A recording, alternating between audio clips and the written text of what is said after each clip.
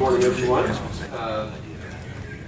Heart and Soul's coming out on the Monday morning, Thanksgiving week, so I can tell you're hardcore trade addicts or ITIF addicts, one of the two.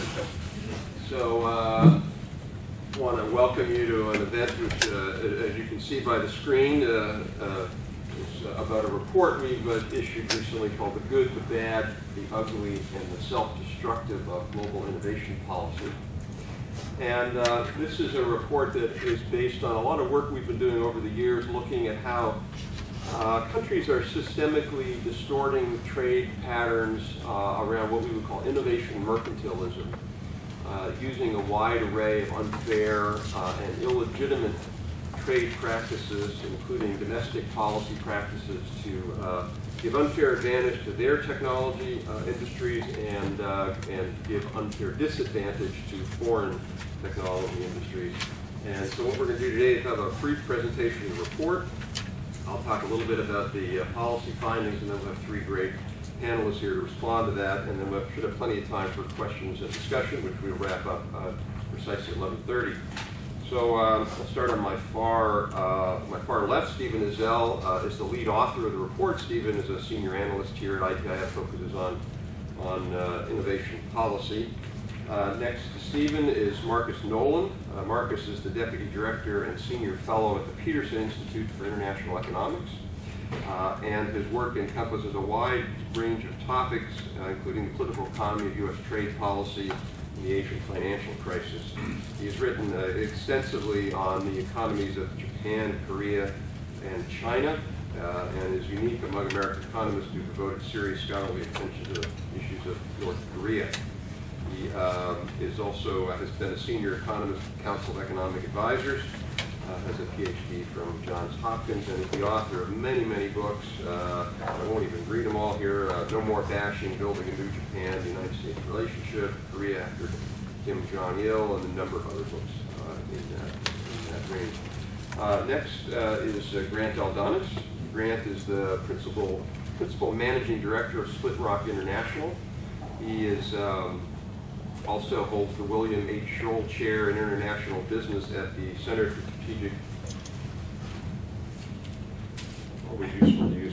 Strategic and International Studies.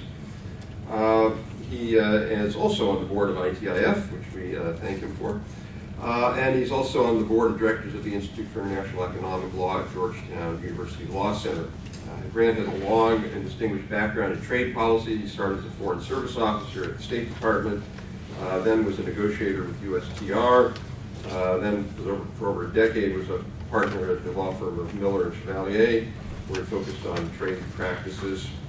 I see he was on the Bipartisan Commission on Entitlement and Tax Reform in '95, which is sort of probably was as successful as the ones we have today. But it's always good to do this about every 15 years, just to remind us of what we should be doing but aren't. He then was the Chief International Trade Council, Senate Finance, and then in 2001 was appointed by President Bush to the Commerce Department as Undersecretary of International Trade, and now has moved on to start Split Rock International. And then finally, Bruce Stokes. Most of you also know Bruce. He's a senior transatlantic fellow now with the German Marshall Fund and a noted expert in trade, international economics, global public opinion, and European and Asian economics and trade policy. For 2 decades, Bruce was an international economics columnist for the National Journal, where he's now a contributing editor.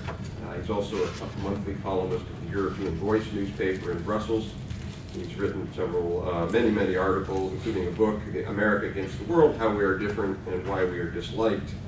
Was a U.S. Japan Society Fellow, and also lived and worked and reported from Japan for a number of years. In '95, he was picked by Washingtonian Magazine as one of the best business reporters in Washington. So it's a great panel this morning. So Stephen's going to kick us off and just describe generally the findings of the report.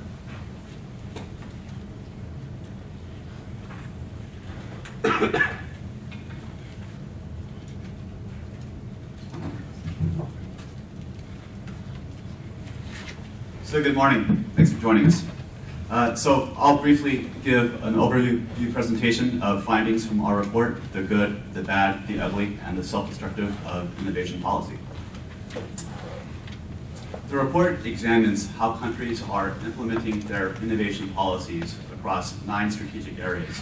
And we look at 9 areas because a country's innovation policy really contemplates how a number of different policies come together across innovation building blocks such as skills, education, and immigration, information and communications technologies, tax, trade, intellectual property, government, procurement, standards, and regulations. As if you read Finland's National Innovation Strategy, in the very first paragraph, it says that piecemeal policy measures are not sufficient in ensuring that a country maintains a pioneering position in innovative activity and thus growth in national productivity and competitive ability. So the point is that countries with the best innovation policies are looking at how these different discrete policy areas interact with one another to create the national innovative capacity of a country.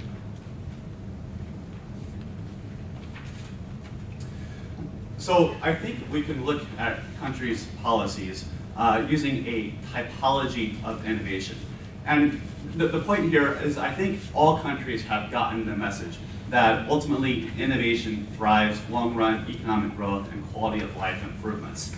So all countries are putting in place policies to move up the innovation value chain to compete and win in the highest value-added sectors of economic activity. But the point is, well, everybody wants to capture that innovation.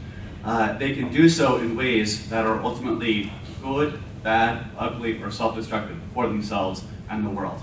So good innovation policies are good both for the country that practices them and the rest of the world. So when countries put in place policies to increase education, to increase the global stock of knowledge, when they raise investments in basic R&D research, this is good both for them and the rest of the world. It creates spillover effects. So if a new drug discovery is found in France or South Korea, everybody, all citizens in the world, benefit from those spillovers.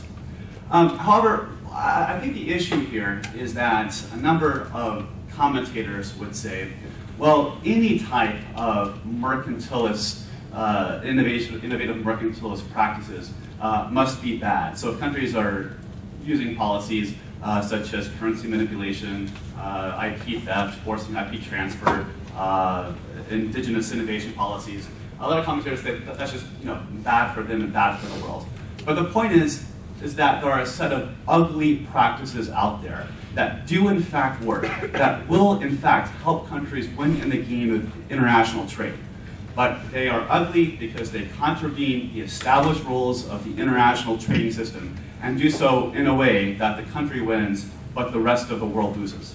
So any trade distorting measures that are placed on a country's non-general purpose technology, non-capital goods sector, such as information and communications technology, is an ugly practice. So if you're trying to put in place policies to move global production in automobiles or machine tools or steel or manufacturing to your economy, if you're manipulating your currency to do that, if you're stealing IP to do that, if you're forcing companies to give you their intellectual property in order to have access to your markets, those are ugly policies that will help these countries gain a competitive advantage. So they work, but they undermine the international trading system. Now there are a set of policies out there that are bad for the country and bad for the world. I think the best example of these are the types of import substitution industrialization that countries, especially such as India and the Latin American countries, practiced for the past 2 decades. So principally, these entailed placing trade barriers, high tariffs on imports of general purpose technology, especially information communications technologies, products and services coming into an economy. So, for example, India, in attempts to spur creation of a domestic ICT manufacturing industry, placed a number of high tariffs on imports of computer products, computer goods. Well, studies have found that for every $1 of tariffs India placed on ICT products, the country suffered a $1.30 loss to the economy overall. Well, why? Because they weren't able to import the most effective, the newest information communications technologies Therefore, other firms and other sectors of their economy weren't able to get these latest technologies, apply them throughout their economy, and grow the productivity of their retail or their airline sector, what have you. So these are bad policies for themselves and the world.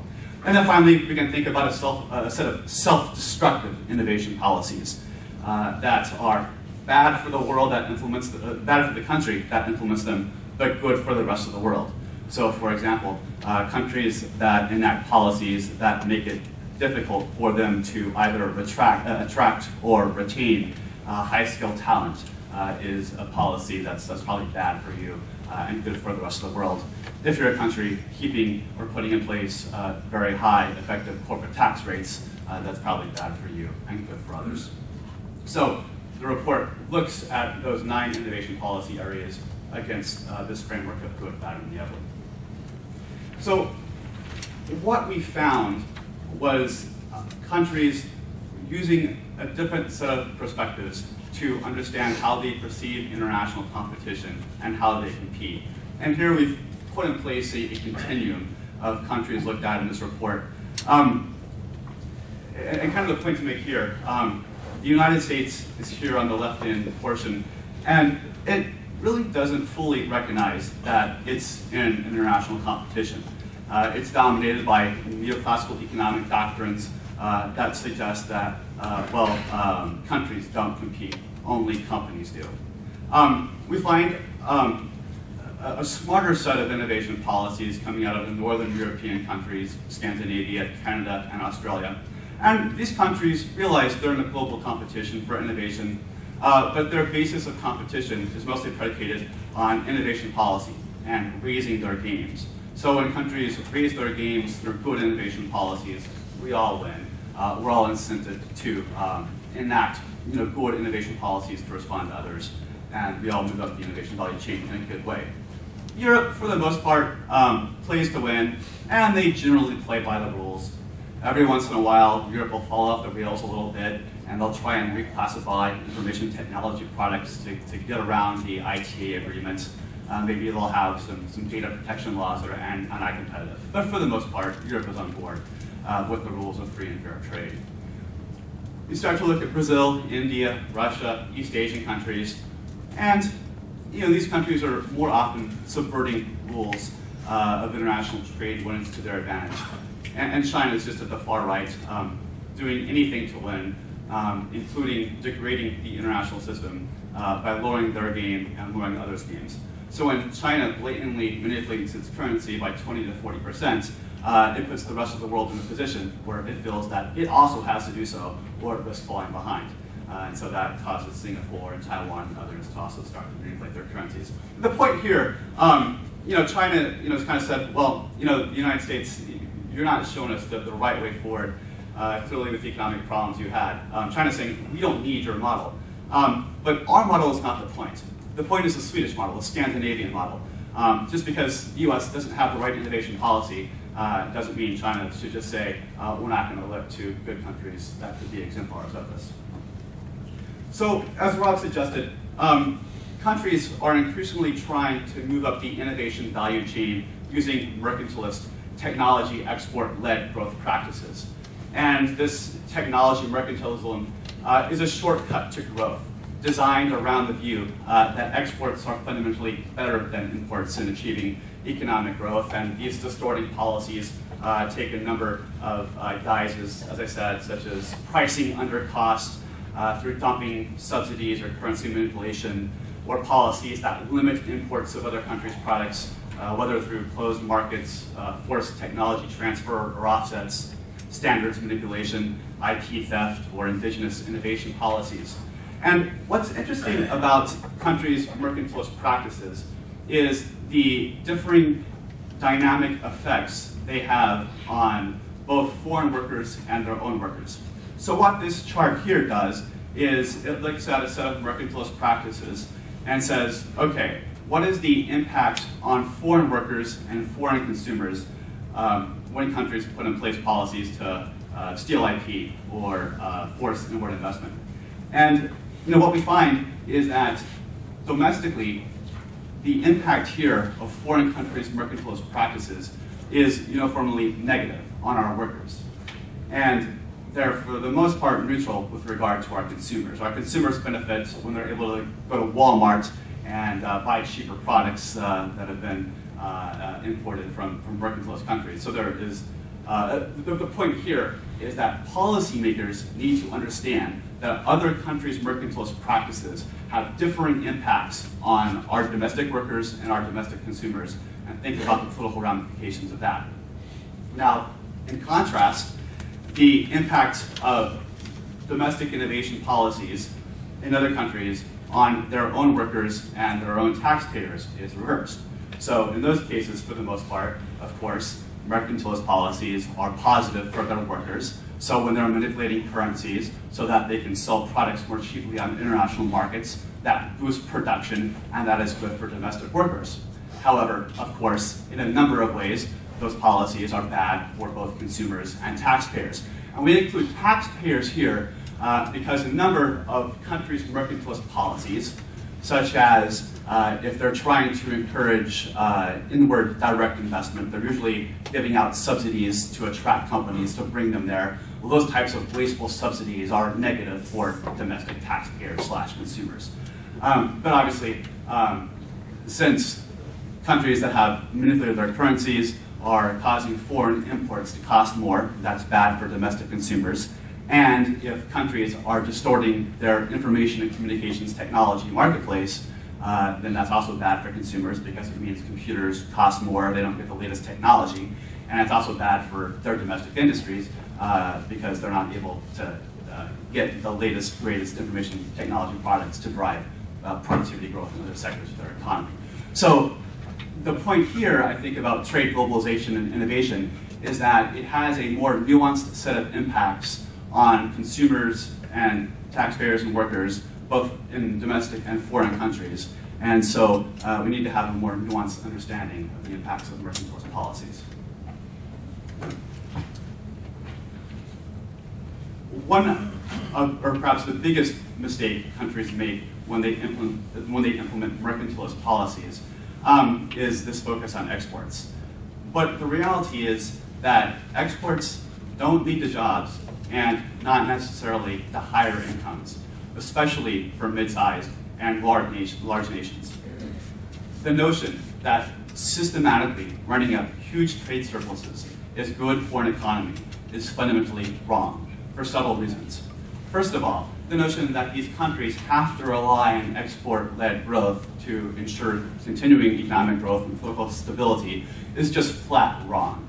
These countries could realize equal or greater economic growth if they focused on a domestic expansionary economy by raising the productivity of the domestic non-traded sectors of their economy.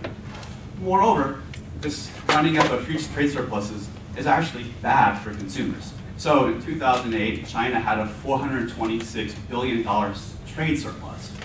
But that trade surplus really didn't benefit Chinese citizens because essentially that $426 billion represents value that was transferred outside the country's borders. And China's residents are actually poor by this amount. They're not better off by this amount. This production from China went to benefit other countries' consumers, not their own. So if China focused, instead of these exports, if it increased its imports, it could actually raise per capita income of Chinese citizens by 17% in 1 year, just by redirecting this economic activity from exporting it to importing it, and improving the lives of Chinese citizens by better medical equipment, by deploying better ICT infrastructure, by more cars and shoes for their people. So they don't have to grow through exports. I also think it's really important to look at this on a global level. And McKinsey released a report earlier this year called How to Compete and Grow, a sector guide to policy. And what they did was they looked between the years of 1995 and 2005 at growth in developed and developing countries. So in developed countries, they looked at US, Korea, UK, France, Germany, and Japan. And they said, okay, taking these countries' initial sectoral mix in airlines, in communications, in retail, in manufacturing goods, whatever their existing sectoral mix was in 1995, said, okay, across all these countries, let's just take the average of the growth they experienced between 95 and 2005. And if we do this, we would have predicted productivity growth by sector of 1.8 to 2.3% in these economies over that 10-year period. When they look back at the actual growth, it was much more than just this narrow band of 1.8 to 2.3%. In fact, actual growth was only 0.4% in Japan and 3.3% in the United States. And what this means was that our sectors were outperforming other country sectors in terms of productivity. So the message is that it is the productivity of a nation's sectors that matters much more than its mix of sectors. So instead of countries trying to focus on shifting the global location of activity, shifting global production to their shores, they should focus it on raising productivity. And lo and behold, these findings also hold for emerging countries. So when the numbers were examined for China, India, Mexico, Russia, Brazil, and South Africa, the predicted growth band would have been between 5.2 and 5.9%. Instead, the actual ranges were 3.5% productivity growth in Brazil to 9.1% in China. So the point is, these countries as well can grow by raising domestic productivity. So two other large mistakes that countries make are, as I said, applying workplace policies to their capital goods sector, especially IT. We've seen India, Turkey, China, and Argentina be guilty of this. Just like India, Argentina has tried to spur the creation of a domestic indigenous ICT sector. In their case, they've done so by imposing tariffs on assembled computers, but not placing tariffs on computer parts. Well, what has it left Argentina with? Essentially, it's left them with a pretty inefficient ICT marketplace in which, in fact, 1/3 of the computers sold in Argentina were assembled by hand. So these are pretty ineffective machines, and they don't help to raise the productivity of other sectors of their economy. And overall, this failure to focus on non-traded sectors. In South Korea, for example, the per capita value added of their wholesale retail sector is just 30% of US levels. Overall, in South Korea, their productivity levels are 50% of US levels. Look at Japan. Despite the presence of some world-leading industries in manufacturing, consumer electronics that have the greatest productivity levels in the world, Japan's overall productivity level is just 70% of US levels. And it's even worse in developing countries. India has productivity levels economy-wide just 8% of the United States. China's are just 14% of the United States. So these countries can grow dramatically if they just focus on domestic growth of their non-traded sectors. And I think this becomes critical with regard to information technology. If you try and explain the difference in growth in the United States versus the Japanese economy since 1990, you see that it almost entirely comes down to the firm's effective use of information technology. So in fact, differences in IT use at the firm level in the US and Japan explain for Japan falling from 86% of US productivity levels in 1990 to under 80% today. So the message here, I think, is that as much as 80% of the value of information technology comes from its use, not its production. As Eric Bryn-Jolson said in his book, Wired for Innovation, it's how Walmart uses IT to transform the retail sector, not where that IT came from or where it is produced, that has driven the productivity growth in our retail sector. So this is the message we need to give to other countries. The final message I want to make about export-led growth policies is that they're fundamentally unsustainable, both for the countries themselves and for the rest of the world. Right? The Brazilian currency minister said, we're all in a bind, right? Because everybody is trying to sell. Well, it may have worked for Japan or South Korea to use export-led growth strategies to close the gap after World War II. But if China and everybody else in the world is going to try and rely on it, there's just not enough demand at this point in the United States and the European Union for that type of policy to be sustained. So it's unsustainable for the world and for the countries themselves. If you look at what's happening in the South Korean and Japanese economy right now, they've entered kind of a state of malaise for several reasons. But one of the reasons why is that service sectors are critical intermediate industries for manufacturing sectors. So if you start to have an uncompetitive service sector, because finance and design and R&D and retail are inputs to your manufacturing sectors, over the long term, your manufacturing sectors can become globally less productive if you don't have competitive service sectors. So ultimately, kind of China's on a path to be a Japan. They might catch up to the technological frontier, but they might get stopped there. So ultimately, the message here is that if we are going to achieve globally balanced and sustainable growth, countries are going to have to ditch sole reliance on export-led growth strategies and move to growing their economies through increasing the domestic productivity of their non-traded sectors. Thanks.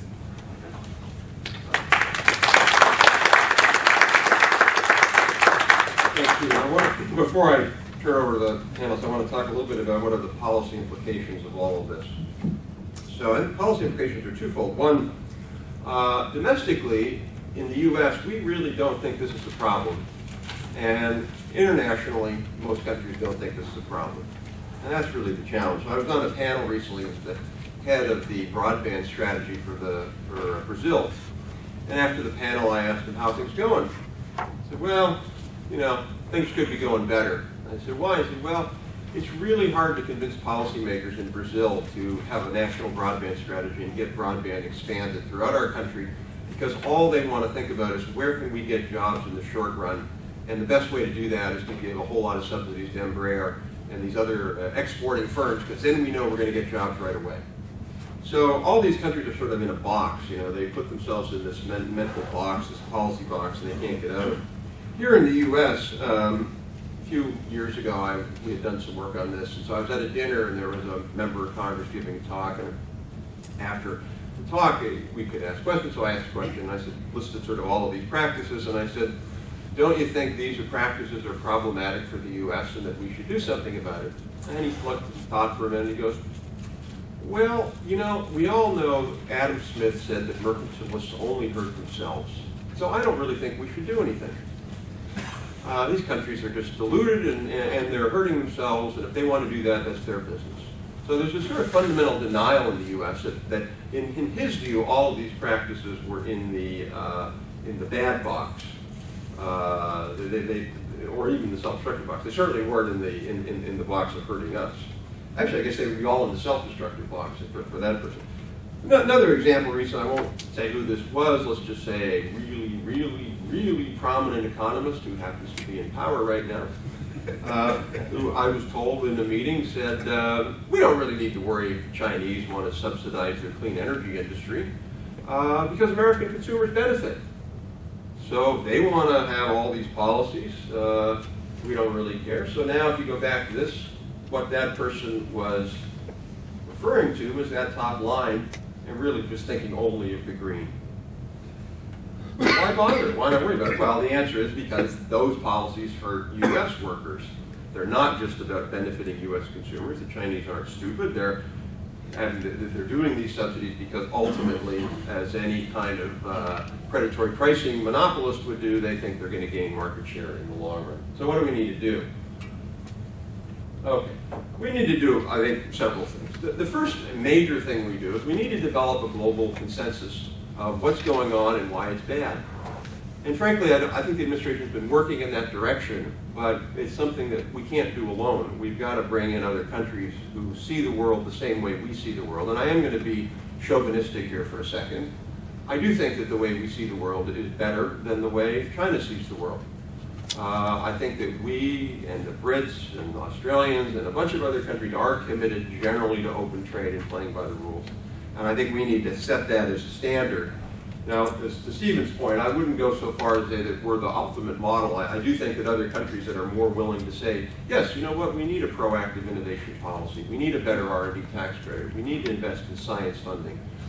We need to have policies, and national broadband policies, things like that. Those are all to the good. Second thing we need to do is when you look at sort of why countries do this, there's no downside to them. The risk of you might occasionally get a WTO case slapped on you, and the odds of winning that are actually pretty high. And even if you lose, not much often happens. So the downside of doing this is close to zero. And the upside, as Stephen alluded to, is quite high. So that's why countries do it. They're rational in the current system of what the rules of the game are.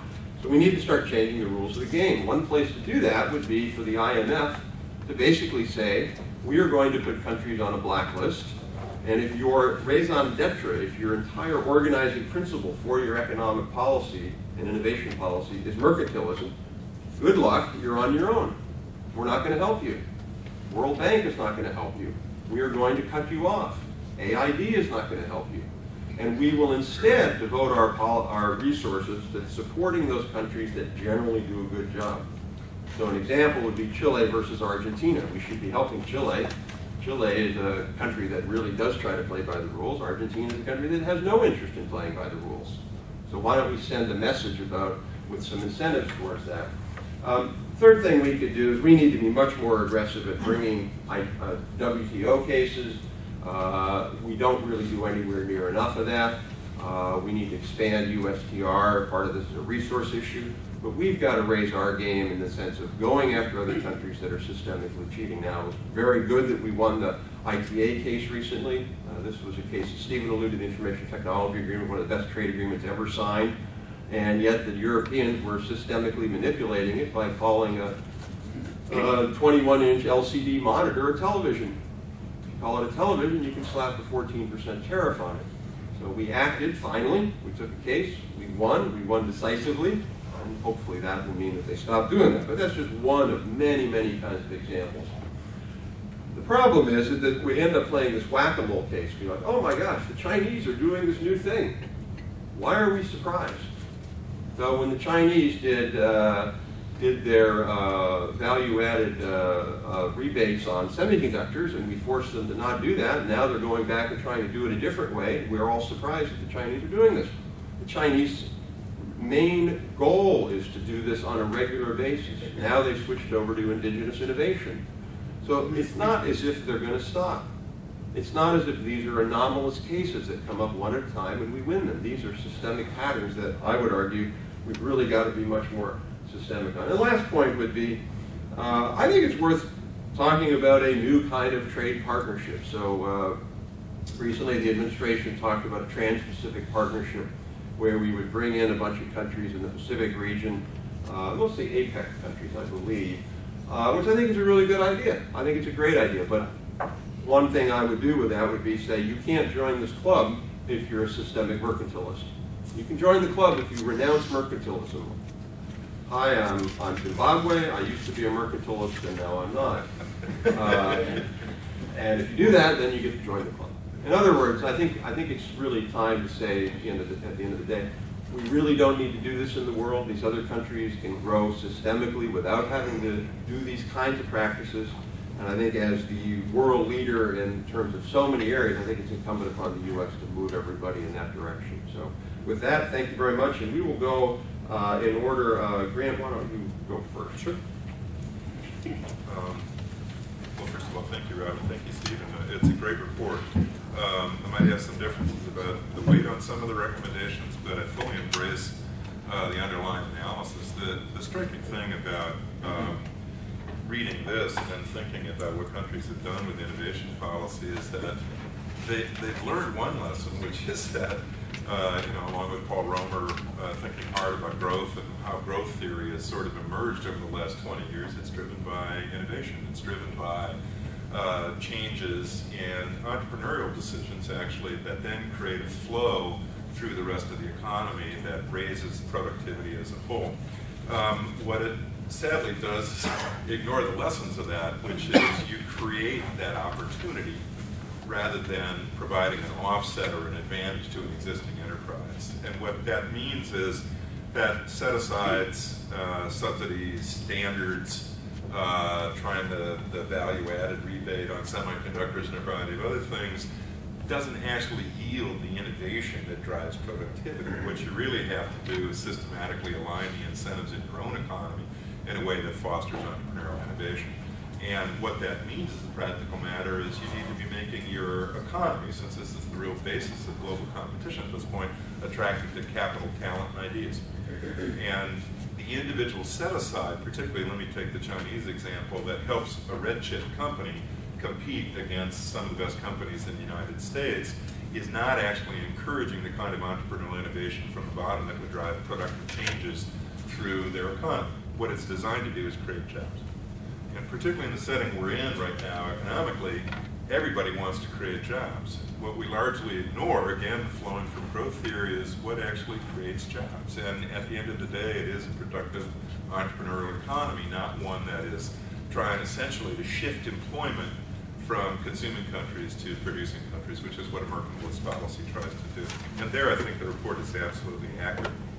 At the end of the day, it actually requires, and this is the leap for policymakers and politicians everywhere, into the unknown. It is having the belief that embracing creative destruction is the right set of policies and practices at the end of the day, which is a hard thing to do. I mean, ironically, it's sort of hardwired into our Constitution with a patent law, a commerce clause, a variety of things that we don't think of as institutional incentives, but nonetheless provide a framework in the United States for a contestable market and fosters a lot of what we think of as innovation.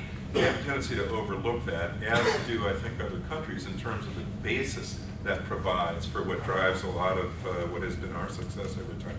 Now, from the point of view of what kind of challenges raises, the first thing is the challenge conceptually of saying the policies that you're doing will shift employment from one country to another, and that's going to aggravate tensions in the global trading system, but it's not going to create jobs on a net basis. What you're going to end up with is a zero-sum game. And our job should always be to try and create a positive sum outcome as a part of this process. Otherwise, we're going to continue to have the friction and things will be in a negative spiral. What's interesting about it, though, is that these are not, here I might differ a little bit with Stephen, these are not actually practices oftentimes that do violate the rules.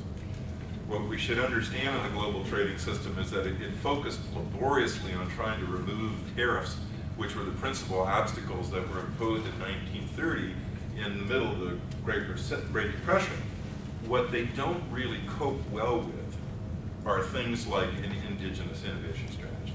And the truth is that, and here I'm going to take a little bit of a hit at the Obama administration, to grapple with the issues that make the largest difference to our economy and to our trade, an enforcement strategy alone will not work.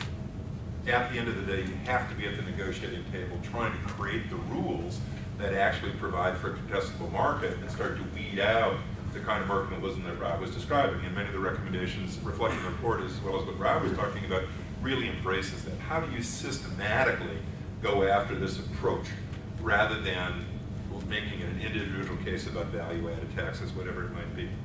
Now, there's one other challenge that flows from that, which we learned, and this has a pattern that has gone on forever. For those of us who are old enough, we've been through steel, we've been through semiconductors, we've been through textiles, we've been through everything. There always is a part of the world that will subsidize the competition, and there will always be some very good economist in power who will tell you we should, we don't care if it's microchips or potato chips, that was the Boston line, we should just gratefully accept the largesse of the Chinese people, Larry Summers line. It just sort of goes from one to the next. What we have a tendency to ignore is that, and should know, about the imperfections of markets, is that once the capacity is built in response to these incentives, it takes a very, very long time for the market to clear that capacity. And what's interesting about that is that those companies that depend entirely on private capital markets rather than government support may not necessarily be the winners. The innovative companies may be the net losers in that sort of environment. And so, on a whole range of issues, you're looking at a global economy that's far less productive, far less innovative, and not serving the interests of the people at the bottom of the pyramid. Which ultimately, when you start to get into this game of simply shifting employment from one country to another, is what you're doing. You're not actually creating jobs, you're just shifting employment. And so at the end of the day, the net losers are always the people at the bottom, regardless of which country we're talking about. Now the interesting thing about this is that what we have to realize from a challenge, not from the point of view of the global trading system, but from the point of the United States, is that our first obligation has to be to create a domestic innovation strategy that actually contributes to fostering the dynamism in our own economy. I think that one of the lessons of this report for me was that we don't have an innovation strategy worthy of its name, right? And I know there's a lot of good work of ITIF and Rob and Stephen over time, but the reality is we don't. And until we do, and until we've thought through the consequences of adopting the right strategy to encourage entrepreneurial innovation, we will not be in the game, because we won't have the concept that underlies the real success of many, many American firms that have created the world that we know.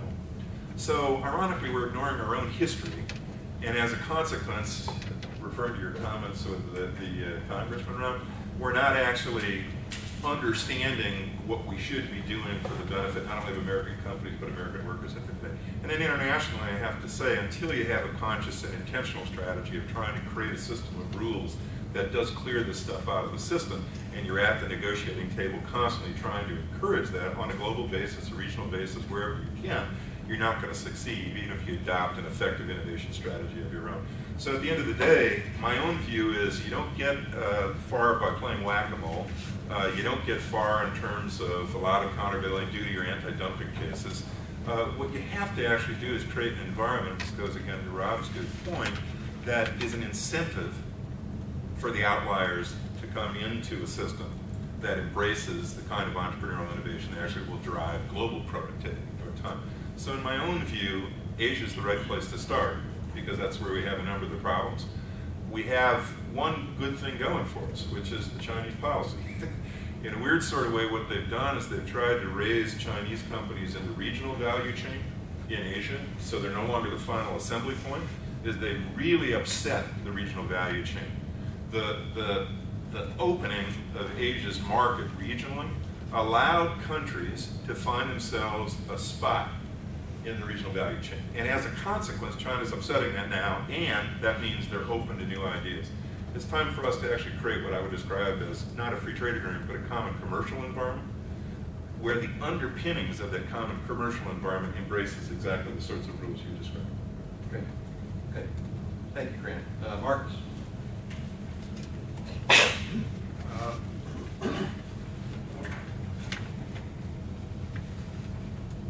Thank you. It's a great honor to be invited to participate in this panel. It's an excellent report that has a lot to commend it, and I urge you all to read it in its entirety.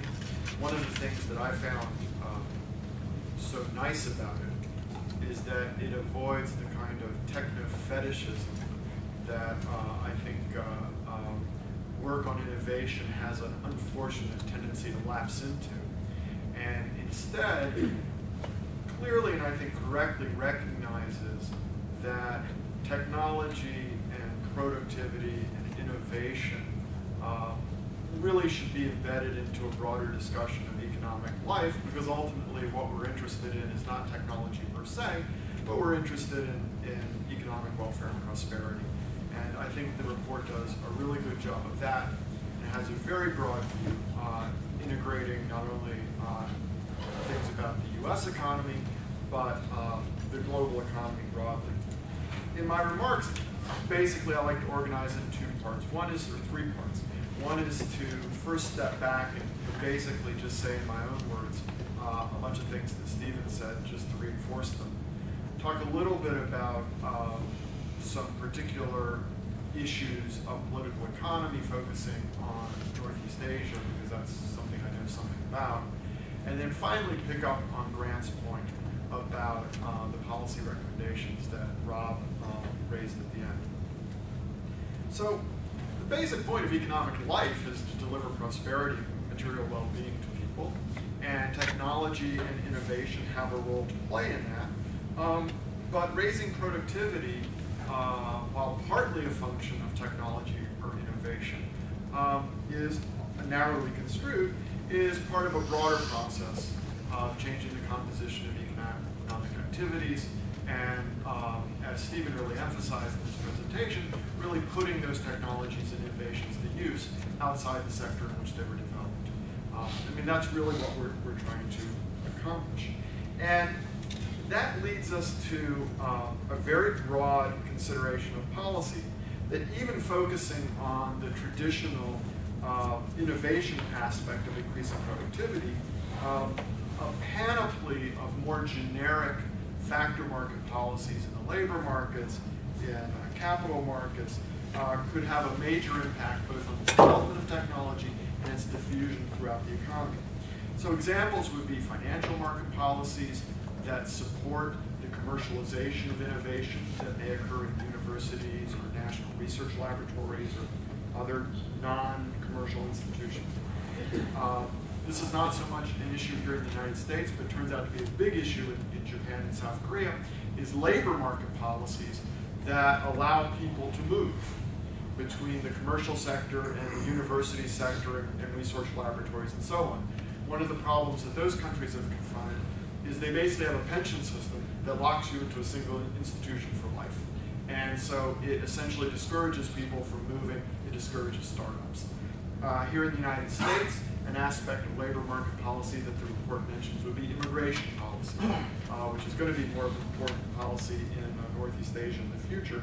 And if you put them both together, the example I used of financial market policies and these labor market policies, you basically want to have your factor markets operating in a way to encourage startups so that people can leave large corporations, go out on their own. They have the money, they're able to hire people, and they can start up their own enterprises. As the report observes, this is particularly important in the service sector, which tends to be domestically oriented and sheltered from international competition. The facts with regard to South Korea, for example, are even worse than the report mentions. Depending on how you model the econometrics, South Korea has been experiencing total factor productivity growth in the manufacturing sector. It's been positive. Depending on some specific assumptions you make, it may be a relatively small or a relatively large positive number, something on the order of 3 to 4% a year for the last 25, 30, 40 years. During that same period, total factor productivity growth, that is to say, the increase in efficiency once the inputs of labor and capital are taken into account, has actually been negative in the service sector. That is to say that South Koreans today in their service sector are getting less bang for the buck than their parents did in the 1970s. Okay? And that domestic service sector is really important. Not only is it a large part of the economy, in the specific case of South Korea, it's likely to be a growing part of the economy. As the manufacturing sector may shrink due to competition from China, and the rapidly aging population is going to be demanding more and more services, fewer manufacturing goods. So I was on a panel on Thursday afternoon, and setting aside some possible contingency with respect to North Korea, I said that the single biggest challenge for the South Korean economy over the next 20 years is dealing with a nexus of issues having to do with the aging population and the absolute imperative to increase productivity growth in the service sector. I don't know how many people here have cell phones with them today that were either designed or manufactured in South Korea. We all know that in a narrow sense, their strides in information technology have been absolutely astounding. But when you look at the domestic service sector, it is simply an anchor around the ankle of that economy. And you could say the same thing about Japan. Unfortunately, you will probably be able to say the same thing about China in 10 or 20 years, where productivity growth in the manufacturing sector, in tradables, which is subject to international competition, grows rapidly, but the domestic service sector, which is really important to people's lives, lags behind.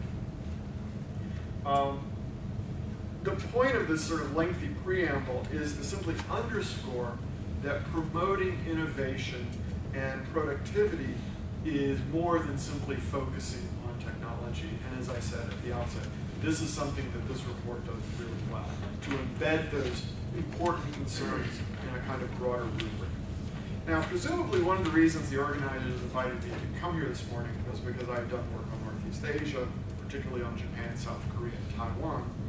And as the report correctly observes, my estimation, at least the historical experience of these countries with regard to their technology policies has been a mixed one. The key value, I think, of looking at these historical cases is the insight that it may provide for dealing with the contemporary and future challenges we face from both those countries, but other rising countries such as China and India. And basically, there are 2 points that I would like to convey. The first is that each economy has a different institutional setup. And so the policies that were applied historically and the policies that are going to be applied in the future are going to reflect those different institutional environments. So that when you say good, bad, ugly, there is not going to be a single good, bad, ugly framework globally. Or another way of putting it, you may have a common set of principles globally, but where the rubber hits the road in trying to work out the tensions, they're going to vary country to country because these policies are coming out of countries with different institutional environments. In the case of Japan, for example, we often think of Japanese industrial policies promoting supercomputers or something of that sort. Well, if you look carefully at what actually was done, most of the resources went into declining natural resource sectors such as rice farming and coal mining. And the reason was very simple, political economy. Those were large, well-organized sectors, and they were able to pressure the government for resources. The manufacturing sector was actually taxed on net to provide those subsidies. And the sort of industrial policies that we focus on in, say, supercomputers were really almost compensatory. The report, I don't think, ever uses the phrase general equilibrium, but it's implicit in some of Stephen's charts that you can't just look at where the money is going, you have to look at where it's coming from. And in all these countries, where it goes and where it comes from is a function of domestic political economy. There's no reason to believe that Indian or Chinese or American policies moving forward are not going to reflect similarly parochial domestic political calculations, though they will be distinct. That is one reason why I think the report is really to be welcomed in its urging of development and strengthening of international norms. And here's the final part I want to pick up Grant's point on rules and enforcement. The problem is we don't have any rules at this point, and the most natural institution for developing those rules, the WTO, is in the midst of a negotiation which is dead in the water. Bruce and Grant can express that in more sophisticated terms, but as far as I can tell, the Doha Round is going nowhere. So this is a real problem if the basic venue where you want to work this stuff out seems to be experiencing a real existential problem. So let me just raise a possibility, which I think in some ways would be attractive, and in other ways I suspect Rob might have some disagreement. That is, if you need to work out these norms, one possible venue is the G20. The reason is you've got all the major players. Now they're not the lineup of good guys, right? I mean, China's in there, India's in there, but in some ways that's okay because those are the guys ultimately you're going to have to deal with. So one possibility would be try to start working out these norms and rules which don't exist in that venue, and then you could try to institutionalize them through the WTO or through some other organization. One possibility in the meantime, before you have all those rules fully articulated, would be to establish a wise man's group, to name and shame, and say, we don't know, we don't have a rule yet on what's good and bad and ugly and self-destructive, but that looks pretty ugly, and that looks pretty self-destructive. And that would be a way of trying to, beginning almost immediately, to bringing some discipline to the system in the short run, while we're working out the fully articulated set of rules and norms that the report calls for. Again, this is an excellent report. I would urge you all to read it, and thank you very much for allowing me to participate in this program. Martin, thank you so much, and with that, we'll hear from Bruce, and then open it up to questions. Great. I, like my fellow panelists, like to thank Rob and Stephen for inviting me here. It was an excellent report. I commend it all to you. I read it, and it's fully expected it to engage in what Mark so eloquently described as technological fetishism, you know, kind of how do we, and it actually is a much broader report, and I think it will result in much more useful contribution to the dialogue. Because there's limited time and the topic is so vast that there's no way to be comprehensive in my comments, so I'd like to be a bit provocative and then hopefully throw this open to discussion. I'd like to comment on just two issues. One is the focus the discussion a bit not only on innovation that's technology oriented, but to remind ourselves that it's process innovation, not just product innovation, that is terribly important to the improvement of productivity, especially process innovation in the manufacturing sector, which is still a major contributor to our productivity growth, and then what role and what are the implications of trade policy in that process. To that end, it seems to me, I think we need to remind ourselves of the importance of the preservation of the industrial commons in the United States. And by the industrial commons, I mean what Gary Pisano and Willie Shih of the Harvard Business School refer to as those core industries and the small and medium-sized companies that cluster around them and feed off each other in a symbiotic relationship with their attendant entrepreneurial managers and skilled workforce. And that it's that ecosystem, that industrial ecosystem, that fosters much of the productivity that, as Mark has said, I mean, if we can have productivity without technology, that'd be fine. I mean, the point is that we need to foster that productivity. Andy Grove, the founder of Intel, a very provocative piece in Business Week about 6 months ago, said that industry needs an effective ecosystem in which technology and know-how accumulates, experience builds on experience, and close relationships develop between supplier and consumer. And that requires the continued existence of manufacturing in the United States at some level. Technological innovation occurs through human interactions in this industrial ecosystem, not just in the laboratory, in the minds of a few scientists. As Greg Taussig, of the National Institute of Standards has written, knowledge underlying emerging technologies requires person-to-person contact and interactions among manufacturing industries and between manufacturers and services. Innovation policy that does not preserve that industrial commons, I suggest to you, may fail. However, moreover, entrepreneurial innovation, especially process innovation, rarely occurs in a vacuum. It morphs off of existing industry. What that means in the real world is that a few friends think they can build a better widget, and they leave their current employer and they go off and they start a new company. That happens again and again in the United States, has in the past, and has been a source of a great deal of our productivity growth. In the 1970s, for example, the founders of Penn United, a precision machining company in Cabot, Pennsylvania, that I visited earlier last week, did just that. They spun off from Oberg Industries, which was another precision manufacturer down the road. Penn United now employs 550 people in Western Pennsylvania and is a thriving enterprise.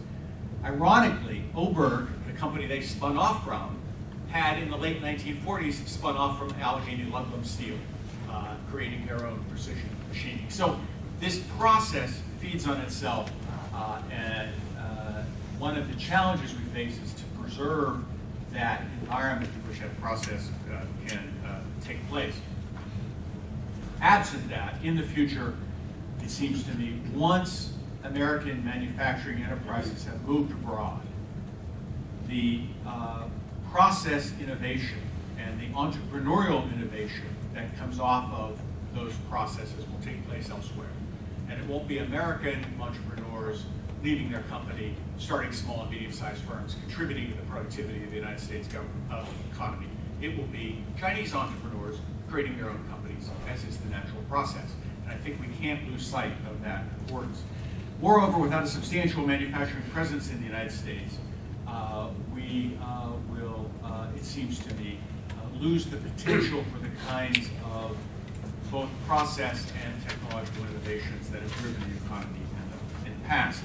As Pisano and Shih have written, in reality there are relatively few high-tech industries where the manufacturing process is not a factor in developing new, especially radically new products. So that link between process technology and technological innovation itself, it seems to me, is terribly important. For example, Pisano and Shih cite the movement to China of US-based semiconductor manufacturing and the production of flat panel displays for computers and TVs.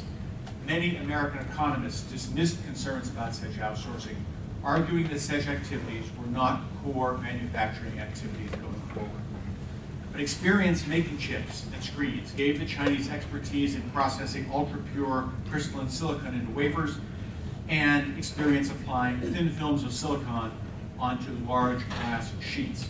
the Chinese have now parlayed that experience and expertise into a highly competitive solar panel industry. So one does lead to the other. We have to be very conscious of that.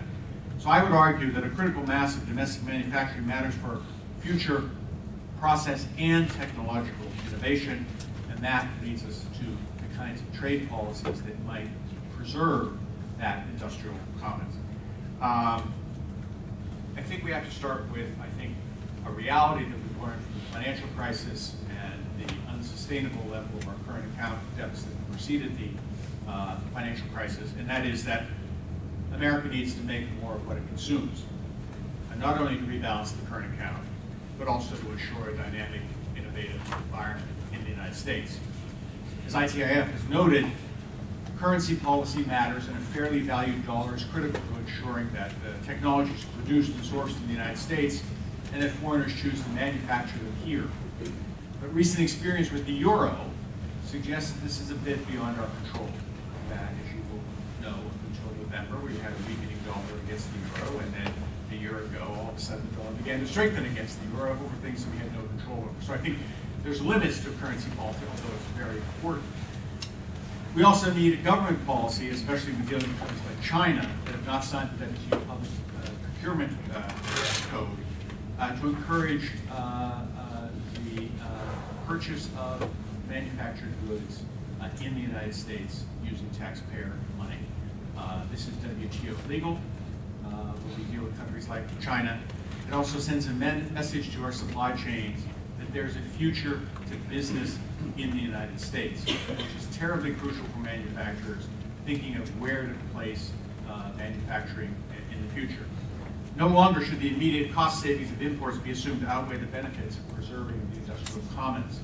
The value of the industrial commons is obviously somewhat intangible, but I think that in the spirit of the broader discussion of this report, we need to begin to try to understand it has value, and that the bottom line economic analysis of wherever the lowest price is where we should put manufacturing is a policy destined to sacrifice innovation going forward.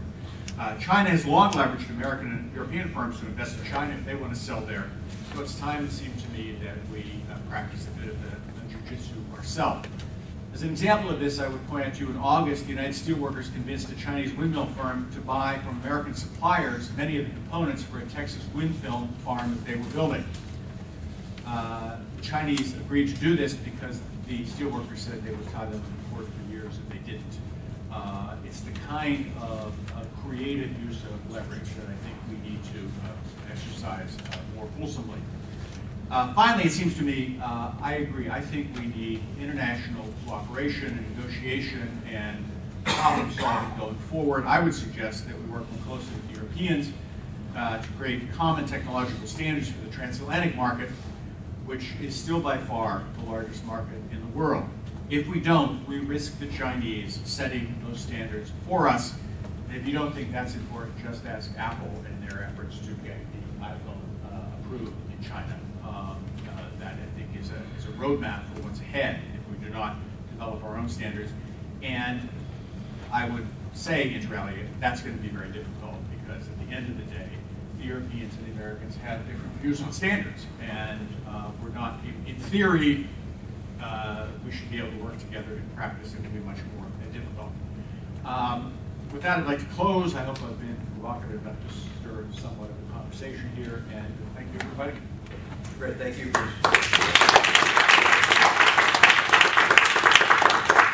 So we have about 20 minutes. I'm going to turn it over to all of you. If you have a question, just raise your hand and also identify yourself. I do want to say to also Mark, I don't think I disagree with you at all on the G20 thing. I don't think we've been systemic about how we think about using the G20. We need to find some allies who would agree with us before we go into those meetings and then make that a major focus of it. I'm 100% agree with that. Why don't we go back, Bill, we'll go here, and do we have mics? The mics are not working today, so you'll have to be luminous. I'm loud. Yeah, identify yourself, Bill. Bill Ryan from the National Foreign Trade Council. To ask a provocative question, I was intrigued by Bruce's speech. I gave the same one in the 80s, and nobody paid any attention to it. So did I, Bill. I don't want to listen I hope you back. do better. I guess the question, which is builds off that, is probably more for Rob, but for anybody.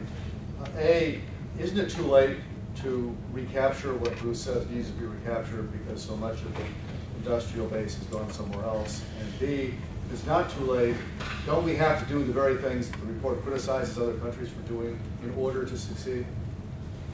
I don't think it's too late. It's too late for certain sectors that probably we never would have had competitive advantage in any way, like low-skill commodity textiles. We're not going to get those back, probably shouldn't get those back.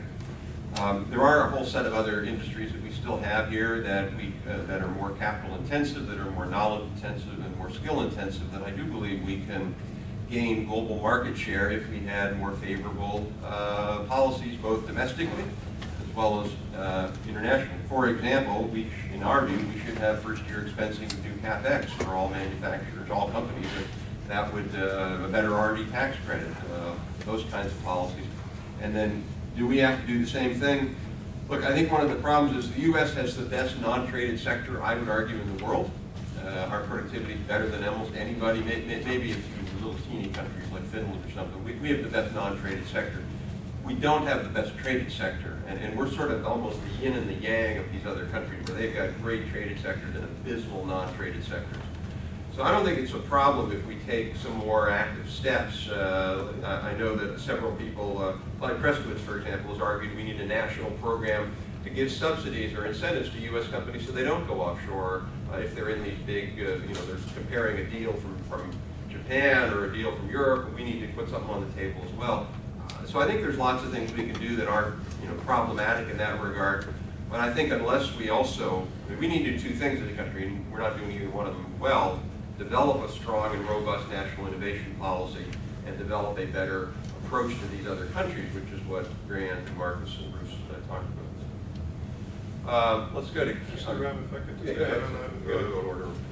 Bill, the thing that strikes me is that we have a tendency to overlook that while the world economy has grown dramatically in the last 30 years, the American share of manufacturing has remained the same by value.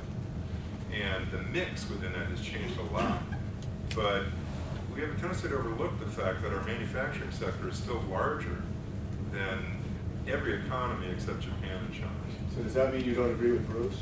I don't agree that we're losing the industrial commons, but I agree that if we're not very careful about this set of policies, that we do risk slowing away. And as you and I have talked about many times, because the world is dominated by global supply chains at this point, if we're not very conscious of making sure that we keep building those clusters of innovation in the manufacturing sector, that we could lose that. My own sense is, really that's just to say, Bill, I don't think it's too late by any stretch of the imagination, but I do think we're in a precarious position precisely because with enough government support, a firm in China can outlast a very competitive and innovative firm in the United States at the end of the day and capture market share and shift employment. The other thing is, what do you do? And what I don't necessarily embrace is the idea that we have to adopt either Clyde strategy or mercantilist strategies of our own. A good starting point, for example, would be a tax code on the foreign side that actually adopted territorial limits in the water's edge concept so that we don't penalize American companies, particularly innovative American companies, from competing for the growth that lies outside our borders, which is what we do now, and the administration is actually shifting it further in that direction with its own budget proposals. Also, when you start to think about some of the things people have talked about, how we grapple with fiscal problems like a value-added tax or a national sales tax on top of what we're doing now, it's important to remember that from the point of view of the guys at the bottom, that means for the entrepreneur, he's paying tax from day one rather than going the direction that Rob wants, which is to make sure he can expense everything against income and actually carry that forward so when he's earning income, he still has that tax break available to him.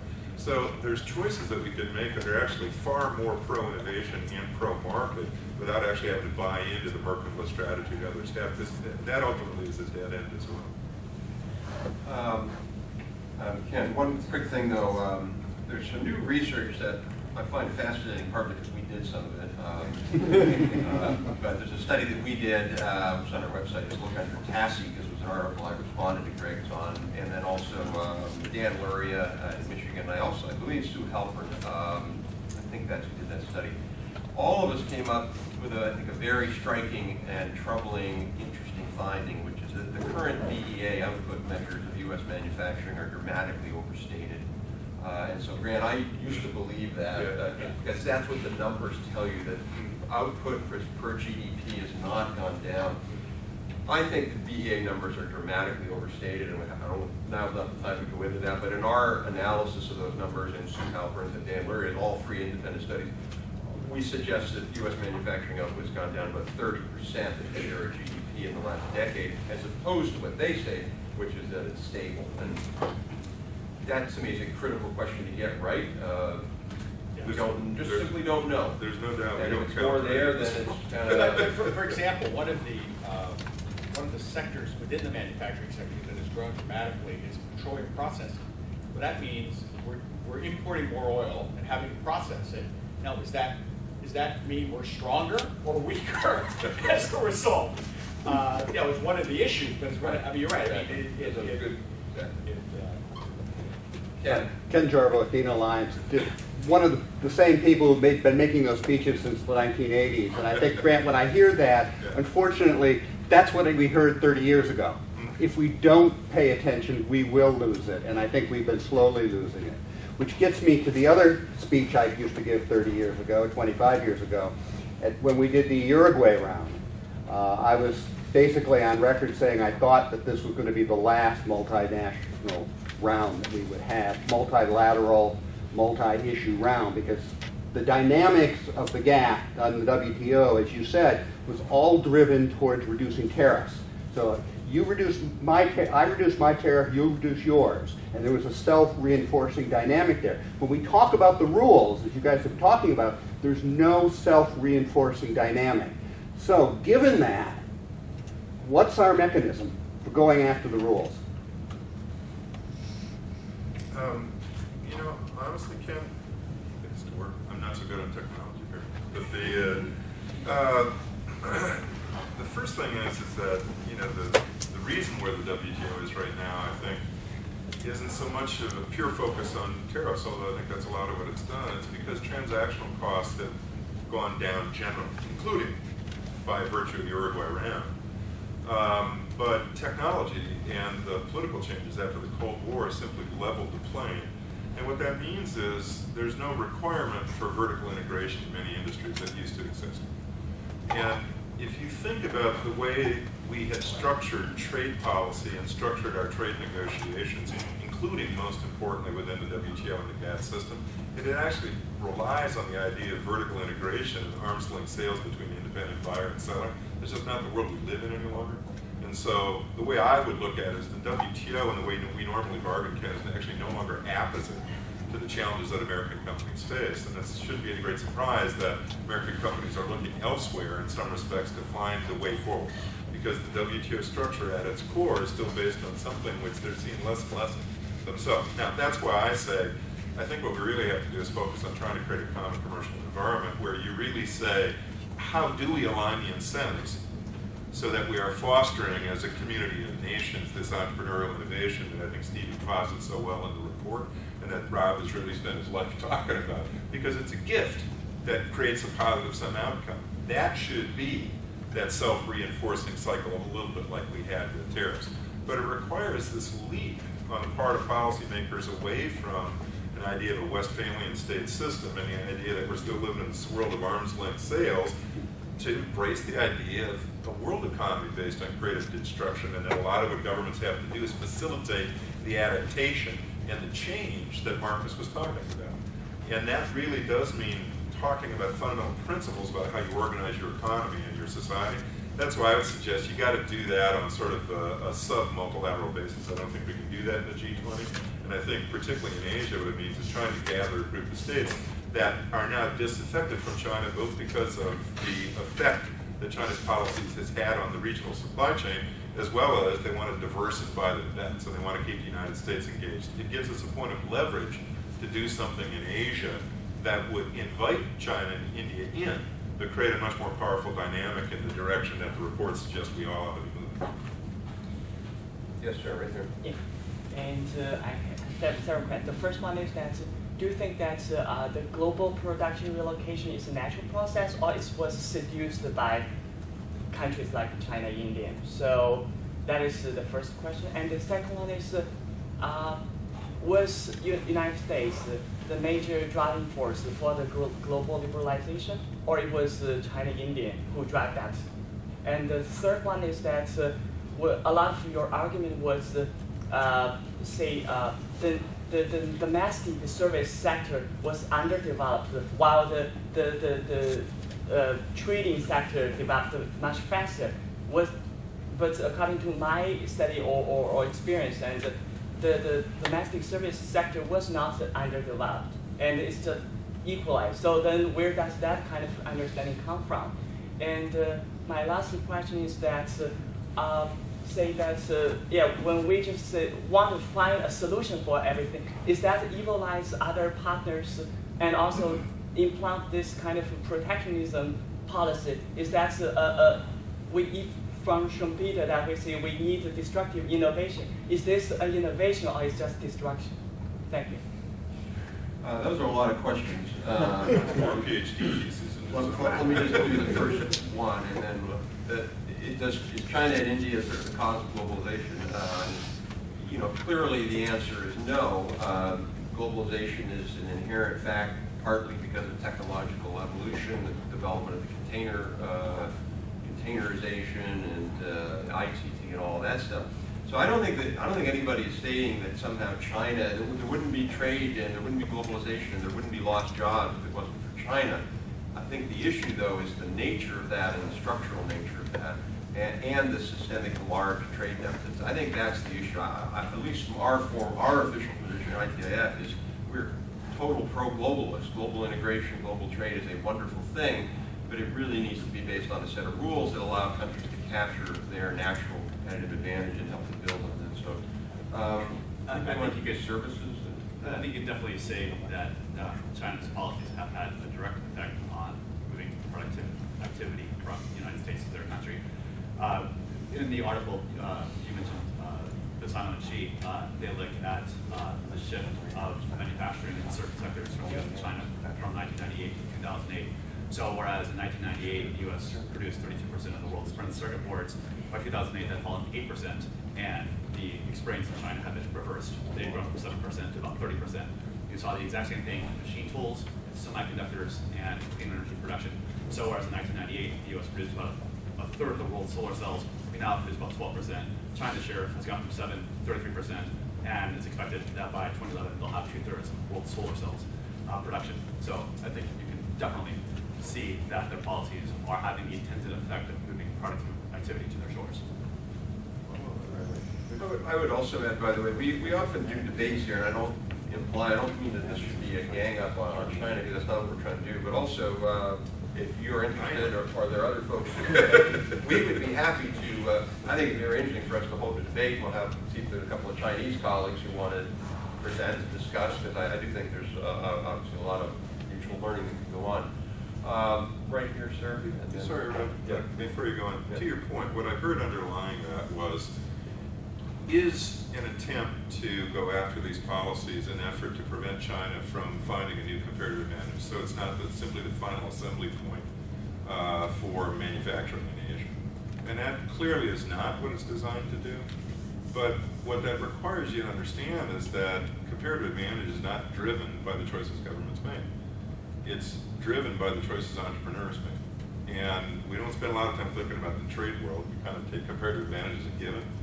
But that's precisely why what you want for China, like you want for everywhere else, is the idea that the entrepreneurs are free to drive what China's comparative advantage would be, not the choices made by the government setting standards for the benefit of the red chips to take it to Huawei or whoever else it might be, to take advantage of their size, their scale, to then shift employment to China. That's different than trying to allow the Chinese entrepreneurs to try and drive future employment opportunities and a more balanced approach to growth, both within the economy and globally. Yes, sir, right here. Joshua Wu, U.S. Commerce Department, China Desk. We've been working on innovation discussions with China for the last few years under the strategic economic dialogue. Your suggestion number 4 was interesting when you say stop playing whack-a-mole, talk about broader principles, and it's been interesting to see sort of doing both at the same time, you know, at a very senior level, talking about broad principles, and then individually trying to raise some of the issues we have a problem with. I think when we get to the incentive part that Grant mentioned is where it gets a little tricky. You know, they keep coming out with things, and every meeting we keep raising them. I'd be curious to hear your recommendations on some of these incentives, thinking beyond the multilateral perspective, which will take a couple of years to get to that point. But in a bilateral approach, what would be some incentives that you would recommend sort of in between high level and whack-a-mole that would create some common platform for you? You know, I mean, there's one thing that you have that's a wasting asset as a bargaining chip, non-market economy status. And one of the keys to talking with China is to offer something. And the reality is, you take what's left of non-market economy status, you put it on the table in return for some capital account flexibility and currency flexibility. And what you say, which is tied directly to the standards under the statute for non-market economy, is that that liberalization on their part drives many of the changes that would satisfy the statutory standards, particularly the one about free capital. So there are things you can find to put on the table that offer incentives. But I want to be clear, the institutional incentives I was talking about are actually the incentives you create in the underlying rules within your own country as well as in other countries. And then China will find the pull of that kind of environment as something they want to be a part of. That's not actually the dialogue we're likely to succeed at bilaterally with the Chinese. I also think that's one of the reasons why in the G20, as long as we're accusing them of currency manipulation, we probably won't make much progress on trade either. So I think we have time for one more question here. I guess my question is... Go ahead, Jennifer. Oh, sorry, my name is Josh Meehan with Roswell Group. I guess my question is, it would be most targeted towards some of the comments that you made, Grant, but open to anybody. So in the discussion of increasing domestic productivity and encouraging entrepreneurship, one of the things that I wonder is what exactly is the entrepreneur? Like, who is it? Because in particular, I mean, folks in my generation, like 2025, that area, there's a lot of entrepreneurship, but then with the way the economy shifted in the past few years, there's like this massive glut of middle-aged folks and people maybe around like late 20s and before around 45 or so that don't feel like they have the skills that can transfer to something else where you could do something meaningful in a domestic trade sector or non-trade sector. So I guess my question is, so when you talk about changing the incentives domestically and having some kind of common commercial agreement and whatnot, I think like a big question is what do you do with these lower skilled workers or workers who just don't have the directly applicable skills to a high-tech sector or financial services sector, and where do you put them? Because there's just millions of people who maybe previously worked in manufacturing with welders or whatnot, and there's no space. So I've heard, and more specifically, I've heard folks talk about the importance of worker training programs, maybe teaching people how to run their own safety accounts and become and increase their sort of financial acumen. But in general, what are those skills that we can train people to so that we get the kind of incentives we're talking about? 1 minute, Grant. Yeah, ironically, I wrote a book about Yeah, read Grant's book. Yeah. The title is? Globalization of American Work. It's about negotiating a new social contract. But the real point is to say that the first thing you have to do, and I would say this is true of our policies generally on a strategy that Rob and Stephen have talked about, is getting out of our own way. You'd be surprised to know that the U.S. tax code penalizes you if you actually want to train for a different career. So if you train for your current career, you can deduct the expenses on your taxes. If you're smart enough to know that the change is coming, and you decide you want to do something to train yourself fundamentally different, sorry, you're out of luck. That's insane. It's a non-adjustment policy. And so simply going systematically through what we do now and eliminating the obstacles for people to create their own future would be a good first step. But I'm completely supportive of the idea that to get to where Mark wants to go is that we actually need a series of government programs that try and facilitate the change. And frankly, it's not just people my age. And I'm sorry, I thought you said massive gut rather than massive blood. But the reality is that we have a mismatch between our educational system and what the world requires. And you don't have to go farther than Cleveland to understand this. LPD and Cleveland Cliffs Mining no longer dominate that economy. Cleveland Clinic does. And the Cleveland Clinic has to import workers from other states. If you look at where the jobs have gone in Ohio, they haven't gone to China. By and large, they've gone to Indiana. And a lot of this has to do with the mix of policies at a state level as well as a federal level, and some of it has to go with what kind of entrepreneurial innovation you're trying to create in these local and regional communities. And there are states that are failing in terms of trying to educate people for that kind of economy. And so it's really across the board, it seems. It's not just the guys who are 55.